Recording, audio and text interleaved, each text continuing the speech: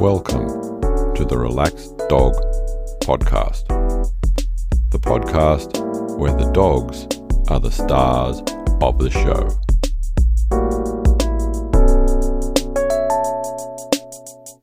Welcome to the Relaxed Dog Podcast, sponsored by The Relaxed Dog. Thank you for listening. I'm your host, Robert Ober, and I hope that you and your dog are well. Our guest this week is Peter Rose, and he's going to tell us all about Willow and a few other bits. Also this week in dog news, in Louisville, Kentucky, a family received a pleasant surprise when they collected their young daughter's yearbook. Hadley Jo had just graduated from kindergarten, and alongside her picture was a picture of Hadley Jo's service dog, Ariel. Reason why? Hadley Jo suffers from epilepsy, and during her time all through kindergarten, Ariel was by her side. Wasn't that nice of the school to do that? In other dog news, I mentioned last week that the Boston Robotics dog Spot, well, Spot has been travelling around the world. He was been sighted in New Zealand herding sheep. At this rate, we might even have a new segment, Spotting Spot, or not. Anyway, now to this week's interview. Pete Rose will tell us all about life with Willow. Well, welcome everyone. I'm here with my friend and mentor, Peter Rose, and tonight we're going to talk about Willow. So, Peter, welcome. Hello, Robert. How are you, mate? I am fantastic today. Yourself? It's a pleasure to be here, my friend. I'm so happy to see you. You look good over the summer, my friend. Likewise. Can't wait to catch up in person. No, we will one day. We'll hit the snow. So. Sounds good. So, Willow.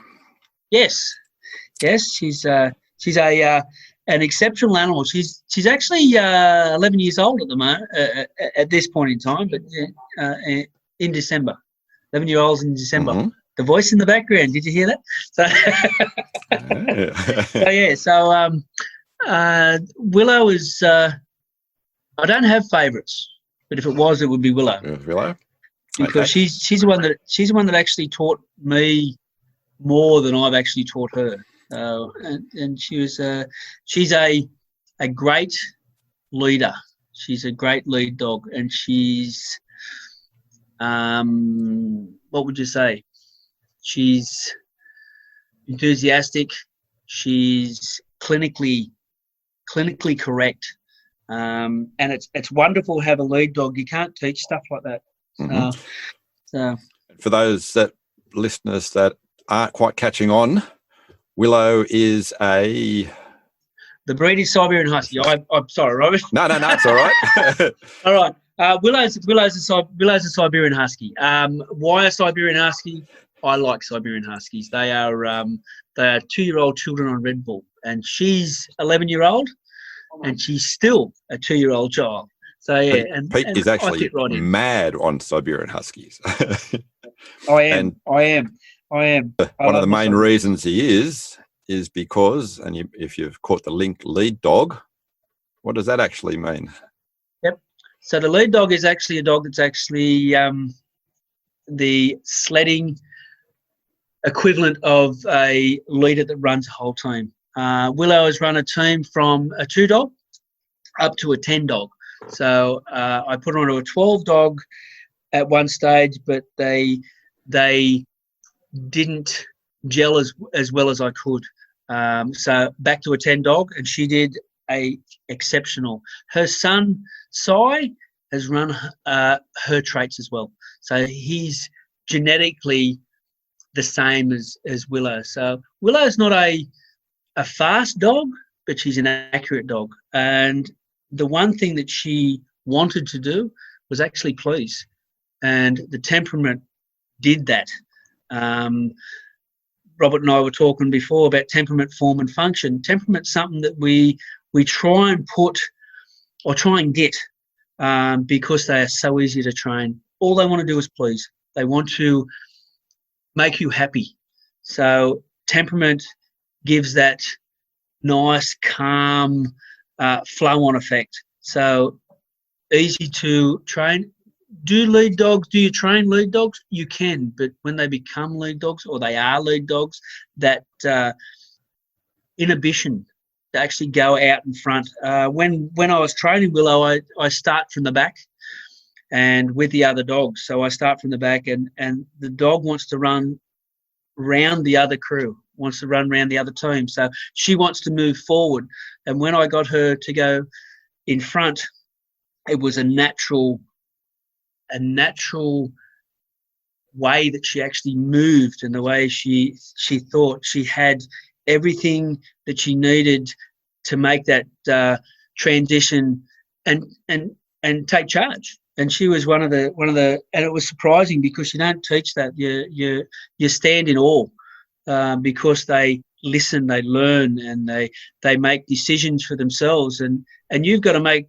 They're the only dogs that we train to run away from us. Have you noticed that? Yeah. We're at the back, they're at the front. So yeah, a lot of people train the dogs to come to us. We don't. We train the dogs to run away from us, and they're very, very good at it. So yeah, so never let a Siberian off the lead. Take us back a little bit to where or why Willow? Was there specific reasons? Yep. Well, we saw her father. Her father was an American import, and we saw her father. And Sniper was a magnificent looking dog. He really was. He was a great thinking dog, really. And then we bred her with one of our Siberians, one of our girls, and she was a smart dog. She really was. So where Willow came from, she got all the traits of her father and all the arrogance of her mother. So to put her in front was a natural order of things. So, So where did she come from? She came from two beautiful temperament dogs, and the lines that actually went through Willow made her smart, and she was a very sweet dog actually. So. Okay, so you're on a waiting list for anything like that, or was just timing for you guys? We bred her because the Sniper was a great attribute, and we thought we could actually get something that was half as good as him.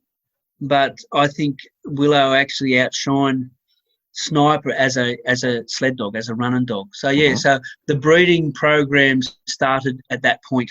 So our breeding changes because we show dogs. We started off showing the dog.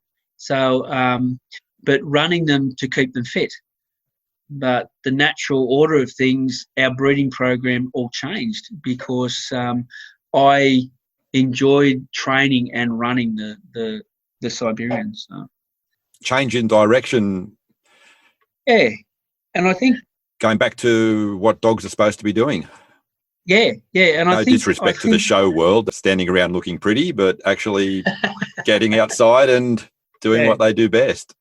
Yeah, well, we run them when we were showing them to keep them muscled up, to keep them toned. But the running side of it took over because it was more enjoyable. We found that the dogs loved the open spaces more than they liked the ring. So and I enjoyed that side of it as well. I enjoyed training them. So yeah. So how was Willow as a pup? She was mischievous and stubborn. So she was one of the most stubborn dogs I've ever seen. We had, like I said, I was telling you before, we had a yard at one stage. We had 14 dogs, And Willow was a baby. She was only a puppy, and she would not yield to the big dogs. The big dogs would push her over. They would never hurt her, but she needed to bend to their will. They needed respect. Willow gave it, but she wouldn't back down. When they pushed her over, she would actually sit back up and stare at them. And it was, and I was a bit fearful for Willow at one stage, but she never backed away, but she never hurt anybody. So yeah, and she's still the same. At 11, she's still the same. She still earns respect. She wants the younger to know who she is, but she doesn't want to hurt them. So yeah, a great matriarch, also a great teacher, and a great learner. So stubborn to a T. So as a pup, how big was the pack she was in at your place?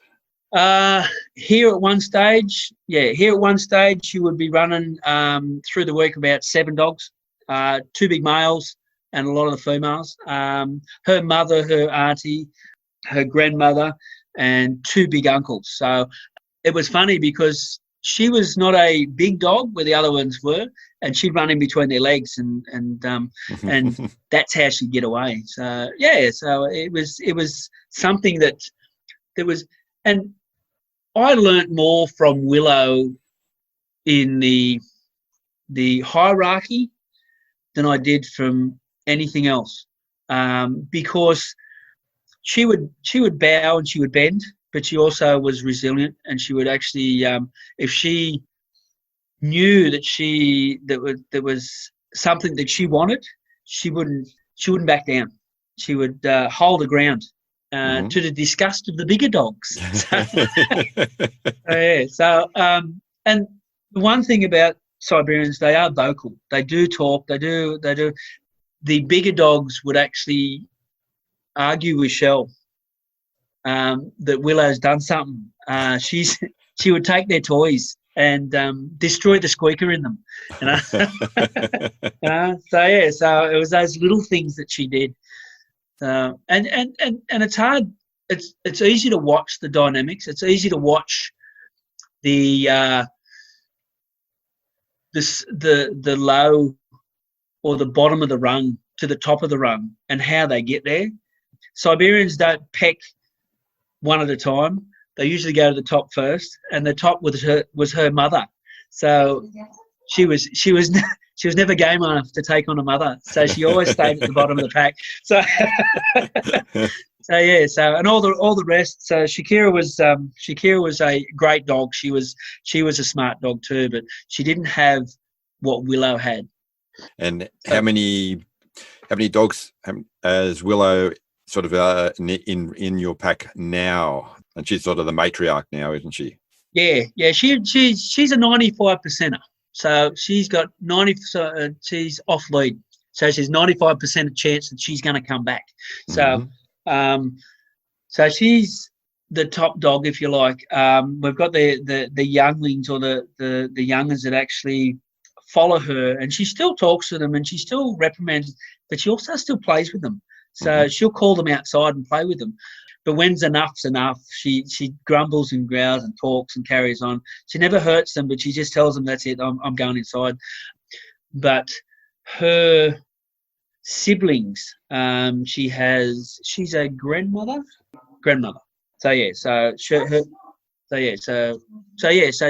she's part of that dynamic. But she still runs the show. She still directs traffic. So and when I want to teach, as we're doing now, when I want to teach the young puppies, the younglings, I will put them with Willow first, because she's sweet, but she's militant. She's got a job to do. She does it. The puppy will play. She'll tolerate the puppy, but when it comes to working, she's got the softness and the tactness and the toughness to actually get the dog to move forward. So, she's a great teacher. She really does. She does a wonderful job to move them forward. So, okay. And does she still go out with a team now? Yeah, she does. I've got the pensioners group. So one of my old world dogs, Matilda. and she's going to be 12 this year. So Izzy's 10, Willow's 11, and Siska's 9. So that's the pensioner group. So we do what they feel like they need to do. So one day we'll do 5Ks, next day we'll do 3Ks, but they still put the harness on. They still want to get in that gang line. They still want to move forward. So, yeah, so Willow's out in front directing traffic as usual. Not as fast as she used to be, of course, but still directing traffic. Still enjoying it. Still enjoying it. And that's one of the things. As long as they step into that harness, I will take them every time. So, yeah, so and to be or to do what she does or what they do at their age, it's a really credit to them because they love it. Siberians run. That's all they do. They don't protect your house. They don't catch balls. They run. That's what they do. So yeah, so you throw a ball to Willow and she'll look at you and go, "Yeah, obviously you don't want it." Yeah. So yeah, and she does a wonderful job. She's run a lot of kilometres. She is one of my best snow dogs, as in racing in the snow. Willow will sniff out a track. She will never stop. She will make that team move the way they're supposed to move, and she will keep that line tight as good as any dog can. So yeah, and still, I took her last race. She was 10-year-old, and she was still top 10. So which is a credit to her. I really you don't teach that. That's in your puppies, you know. As a lot of the new people that we have in the Siberian Express, their dogs move forward. All we need to do is get them enjoy themselves, and they always do.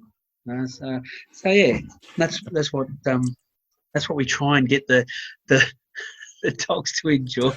I know it's frustrating sometimes. You can't push a line. You can't push a rope. So, yeah, you need them to move forward. So. I think that some of the people listening would be probably a little bit surprised when they say, "What, we've got snow mushers in Australia?" I mean, where? Yeah, you know.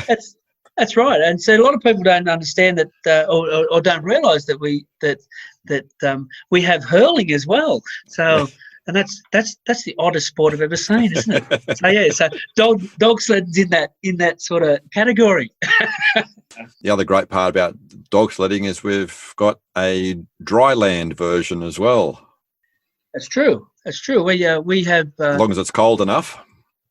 Yep, we run nothing more than 14 degrees. So the humidity's got to be round the 50 to 70%. Any more humidity actually puts temperature on.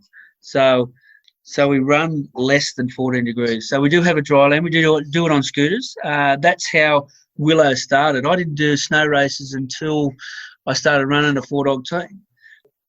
Willow and her absolutely fabulous partner, Hart, his name is, and the man was a machine, but as all species, man has to have direction. All right. So you had muscle and a navigation system. So Hart was a wonderful animal, such a sweet dog. He was muscle, he was speed, and he was muscle. To one of his stride, Willow would do 2. But he couldn't run without Willow because his direction was crap. So,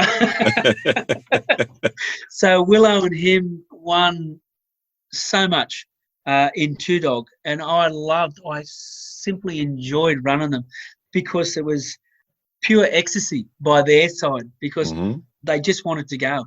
The footage that I've got from years ago, they've never been apart. They've always been shoulder to shoulder. And when I put them in a bigger team, I put Hart behind Willow because I knew that he would follow that tail everywhere he went. So if you're going, we're going. So the best run that we ever did, if if the people who actually who know Canberra's like Mount Everest. It's after the snow. Canberra's on the side of a mountain. And hello, the Canberra people. There is dog sledding down in Canberra. Certainly is. So it's at Cowan Forest. The race down there is again, it tests your mettle, right? Mm-hmm. Because it's on the side of a mountain. And the Canberra club, they put on a race that is hard. You really do need to know the mettle of your dogs. If you are not mentally fit with your dogs, you will find it challenging. You will find it hard. You will find it exhausting. If you are the same mettle as your dog, you'll find it exhilarating. You will come back absolutely exuberating. And it is cold. It is hard. It is hilly. But when you get back, you know you've actually accomplished something, because it's on the side of a mountain. There's a lot of races that we have in Australia. We have Victoria, we have South Australia, Western Australia, Canberra, Dinner Plain, Mount Hotham, there, Falls Creek. Hopefully Falls Creek will go again soon. They are testing and challenging, and I think when we race our dogs and we become a part of that dynamic, we have accomplished something. And with Willow and Hart and Siska and Matilda, that was something that I was so proud of. Did I win? Seldom, not very often. But did I finish? Yes, I did. And excellent. When I got back, there was one leg in each corner, and the dogs were happy, and I'd accomplished something that not a lot of people do. So yeah, and to run 2 dogs, 1 dog, 2 dogs, 3 dogs, 4 dogs, 6 dogs, 8 dogs. It's something to have a wonderful dog in front who understands what you're saying and where you need to be, and to have that fighting spirit and that arrogance to actually get you where you need to be. And Willow was one of them. She was one of the dogs that would not let anything get in her way. If I asked her to go somewhere, she would do it. And that's why I don't have favourites. But and that's why, because of that. And her offspring are doing the same thing. And that line of temperament and that line of going forward and arrogance and it's arrogance and pig-headedness. There's you're not going to beat me. This is what he told me to do it, so I'm doing it. So and that temperament and that go forward is something that they say that the Siberians, or dogs in general, are the ultimate athletes, and they're the ultimate partners. On your worst day, the dog will be sitting next to you. On the best day that you have, the same dog is sitting next to you. Yep. And all the days in the middle. So would you rather have that would be the family member that I'd want next to me? Now, people might be thinking, because of the nature, and these are all sports dogs and they're all athletes. But tell me, where do they stay? Where do they live at your place? Do you have a vast system of kennels out the back? I built a kennel. Shell wanted to build a kennel for our dogs, and they've never lived in it. You tell everyone where they do live. Do I have to, Robert? Yes, they live on my bed.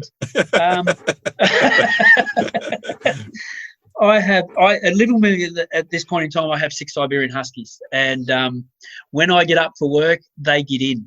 So they crave, they want to be a part of your life. So they want to be a part of you. So therefore, they are with you. Where do they live? My house is a dog kennel. I can relate to that. So yeah, but in saying that, I get a lot of response from when I get home. When I open the door, I usually end up on my back and my lunch bag is gone. So because they're just so happy to be with me. So do they live inside the house? Yes, they do. Does my car look like a mohair jumper? Yes, it does. Do they move in the house as individuals or as a pack? Both. When we are doing something, the dogs are involved because they're part of our life, and that's something that I think that helps with the dynamics and the training, because they are part of our life, and they learn manners, and they learn equality, and they learn hierarchy, and they know what's right from wrong. They're all toilet trained. They all wait. I have a doggy door, and the doors are never closed because they come and go as they please. This is their house as well. So, a lot of people. My father was one of them. The dogs always were outside. They were never inside. I could never do that. I could never keep a dog outside because he was my best friend. He was the one that stayed with me. Again, it's the dog, the worst and the best situations. So, do the dogs? To answer your question, Robert, do the dogs live inside? Yes, they do. Yes. So yeah. So that is something that and not a lot of people agree with that. A lot of people that dogs are an outside thing, but they are part of the dynamic. I race them. I live with them, and a lot of people who actually have big teams and big kennels, they have their particular dogs that actually do stay with them because they are part of the dynamic. And when they're puppies, it's easier for them to listen. You can actually get a sense of their starting to understand the hierarchy. They're starting to understand. So when I'm on that rig, or when I'm on the snow sled, or when I'm on the scooter, they can hear my voice. So therefore, that dynamic of being top dog or top person is talking to them, and they need to listen. So in the house is exactly the same. So I think it helps with the training. So. Yep, I very much think it is a question of sometimes to each their own. Yep. And it just shows another level of that you have dogs with jobs, and they are able to be just the same as any other house dog that doesn't do any of these sort of things, that does just lie in the lounge all day and can. And that's I think that's the key, that they can do that. Yep, and that's dead right. And it's different strokes for different folks. Like your dog and my dog are all working dogs. That's what they do. Their job is to actually do sledding. It's what the dog is built to do, and what you want it to do. So if it wants to lay in the lounge with you, hats off to you. Mine lay on my bed. So have you had any sort of like interesting off-track adventures while Willow's been in charge? Yeah, we chased a rabbit once, and we went down a 6-metre cliff. So that was interesting. And it was, I threw everything out but the Kellic. So, but in saying that, I had to, and the one thing that the drivers do, as you know, Robert, calm is the key. So, because if you're losing it, the dog's going to lose it. Because you're top dog, you're running the show. So if you've lost it, the dogs are going to lose it. So you need to walk up and be as calm as you can. Your heart's pounding, your hands are sweating. You've got no blood in your body whatsoever because you just lost it because you just went over a cliff. You've got to walk up to the lead dog, pat it on the head, and go, Now we've got to go back up the hill. Gee around, guys. Gee around. So, yeah. And the marshal stand at the top of the hill. You know you got to come back up where you went off. Yes, thank you for that. So we have more trouble with wildlife. Willow had an experience with up where I run, up the back of the Wattiga Mountains. There are wild dogs, and we got ghosted. When I mean ghosted, he actually tracked us side by side, and Willow knew he was there. Hart did too, but I called him on, which is a word that we use. It's called on by. So and it's to let the dog know that I know it's there. You need to keep moving forward, and you need to keep moving forward, because if we stop, things are just going to go sideways. So we got ghosted probably 2 or 3 Ks, and this dog popped out in front, and it was a beautiful looking animal. Actually, I was quite impressed with it. It was a big German Shepherd, and it had 2 or 3, but it must have sized up the team, and then just disappeared. And Willow was the one that actually kept us going forward. So the boys wanted it. The boys wanted to flex their muscles, but Willow, to her credit, she actually made that team do what she was supposed to do. So which was great. So that's you don't teach that stuff. She just wants to please. So, and the other one was at Belanglo State Forest. I was running a 6-dog team. I was lost. I was gone for 2 hours. I was lost. I was trying to find a main road, and it was in the dark. So I was by myself in the dark at Belanglo State Forest. So picture all that. So it's during a race or a training run? No, it was a training run. We were down there. We were down there to see Dave, and we did a run before we went home. So while it was cool enough, we took him out for a run. So it was the first time I ever seen a deer in a forest, and I had on the front of my rig, I've got a 2,000 lumen light, and it's a beautiful big light. And I finally found the main road, and I sort of recognised where I was going. And I was going down this road, and it's a horse, and it was just this big figure in the thing. I thought, this horse, why is that horse wearing a hat? And it was a big 5-point deer, and I'd never seen one before. And as soon as the dogs had smelled it, they just popped it back to second, and away they went. And this deer took off, and I swear it never touched the ground. It was such a beautiful thing to see. But we chased it for about 2 kilometres, this thing. Never ever got close to it. But it's the first time I've ever seen a deer. Yeah, a horse with a hat. This big 5-point hat it was. So, yeah, so Willow had seen it, and she go, yeah, I'll see what this is. So, yeah, so we took off at Belanglo. And the funny thing was, it actually ran back to where we were. It ran back to my camp. So it actually brought me home. So, which was great. So yeah, so she's quite happy to chase wildlife, wombats, paddy melons, kangaroos, small rabbits, emus. We chased an emu. So yeah, and that's the one thing, you always got your hand on the brake, because something can come out of nowhere. Mm-hmm. So me horse with me hat, and me kangaroo and me wombat. So yeah. So Willow have any strange sort of habits at home? Which one would you like, right? She pulls the squeaker out all the toys. She hates the squeaker. What else? She talks too much. She'll come inside and she'll dob. She'll talk about the other puppies.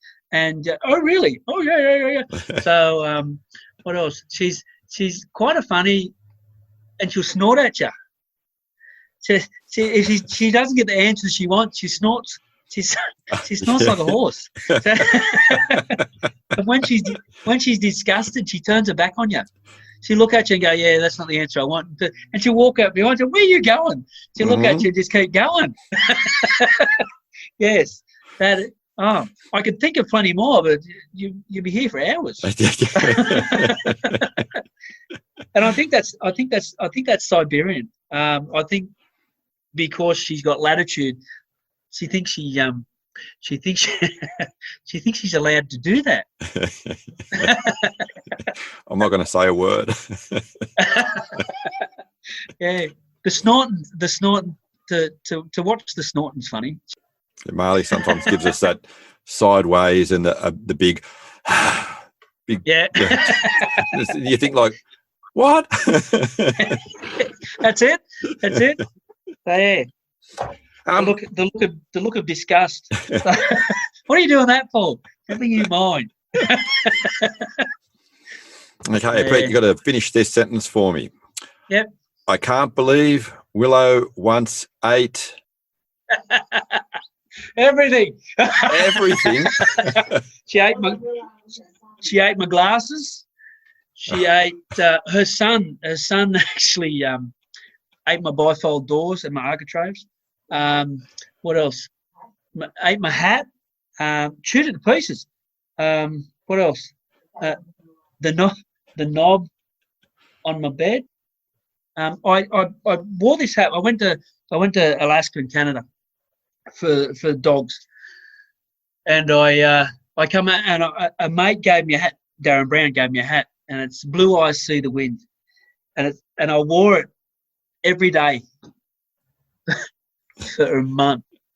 And I come home, and I didn't want to come in the front door because a good friend of ours was actually looking after my dogs. So I went through the garage and I come around the back, and I come up the ramp and they saw me, and I end up my back. And I was just happy to see me, and I didn't mind that, but I didn't notice my hat was gone. They knocked my hat off, and I didn't think anything of it. And she'll come next day, and she said, "Do you know what that is? Do you recognise it?" And it was a little blue dot. It looked like a button. And she ate my hat, and that's what was left in the yard. It had gone through her system. So can you imagine? You hearing what I'm saying? Yeah, so, yeah. I'm hearing. Yeah. So Shell's done poo patrol, and there's a little blue dot in one of them. And I said to Shell, I can't find my hat. Do you know where it is? And she said, "Do you recognise that?" And I went, "They ate the whole lot." And she said, "Yeah, even the peak." Even the bar. And except for the plastic bed on the peak. And so, yeah, so I had to ring my mate and say, "Listen, can you give me another hat? My dogs ate it." So yeah, Willow ate my hat. I'm guessing no ill effects or runs to the vet or anything. So no, mate, no. It Good. Just all went through and all come out, except for the little blue bit. So yeah, so over the years she's eaten those rope toys. Mm-hmm. She ate one of those rope toys. That was eventful. It was terrible coming out. What else? Just a multitude of things. Lego bricks. No. What else?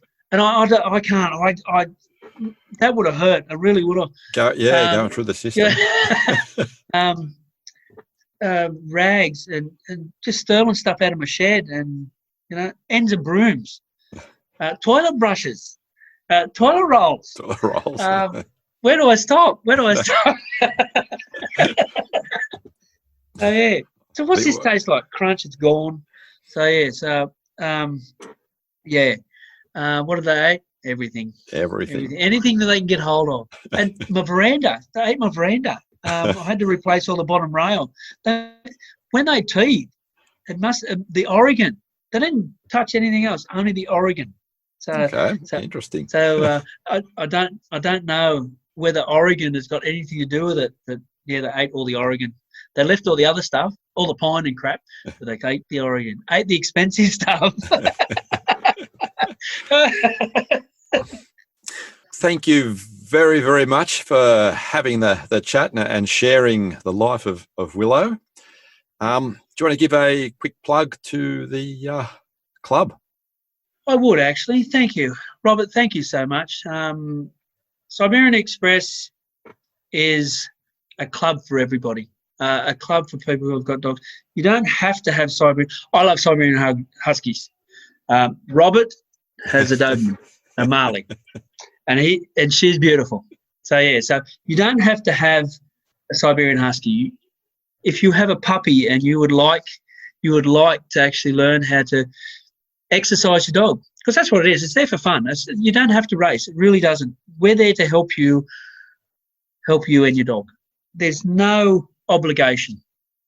We have an open day when this issue is over. We have an open day. Please just call us. We're willing to help. We want you. I've done all I need to do. I've done all the titles, the Australian and done all that. All right. I want to give back what I've got from the mentors that I had, the Donnies and the Clem Buttendorfs and all these people that have made sledding for me enjoyable. And this is what our committee and Siberian Express want to do for you. It's not. You don't have to race. You just enjoy your life and your puppy's life. You just need a dog that likes to run. Correct. They all want to run. Yes. Just where to is the point. Thank you very much again. You take care, and I'm hoping to see you soon. Robert, take care, my friend. I will see you on the road. Thank you very much for listening. I hope that you enjoyed the show. If you did, it would be appreciated if you could leave a review on Apple Podcasts or wherever you're listening to this show from. Better still, tell a friend, like or share or something. Let me know. I'd love some feedback. If you want to check out the Relaxed Dog Podcast Facebook group to get in contact with me, make any comments, and look, I would love your help to make this a better listening experience for you. Until next week, stay safe and remember, your dog is family.